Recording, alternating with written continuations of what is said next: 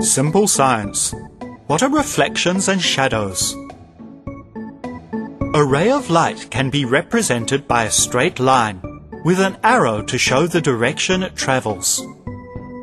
When an object that is a light source, such as a light bulb, gives out light, it can travel directly to our eye, which is why we can see it.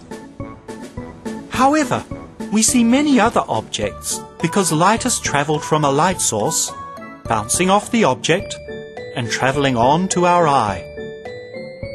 Objects that are shiny or polished reflect light much better than those that are dull or unpolished. A mirror has a shiny surface specially designed to reflect light. The ray of light that travels to the mirror is called the incident ray, and after it has changed direction, it is called the reflected ray. By changing the angle of the incident ray, you can also change the angle of the reflected ray. Some objects, such as those made of clear glass, are transparent because they allow light to pass straight through.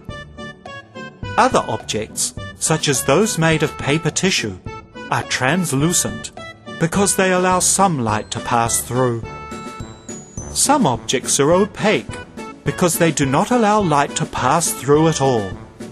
When light is blocked in this way, it creates a shadow. A shadow is different from a reflection. A reflection is the image created when light changes direction upon hitting a surface. But a shadow is the absence of light, caused when it is blocked by an opaque object.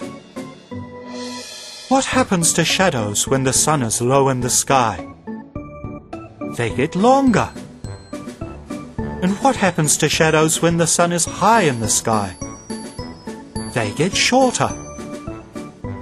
Also, the closer an opaque object is to a light source, the bigger the shadow it creates. And the further away it is from a light source, the smaller the shadow it creates.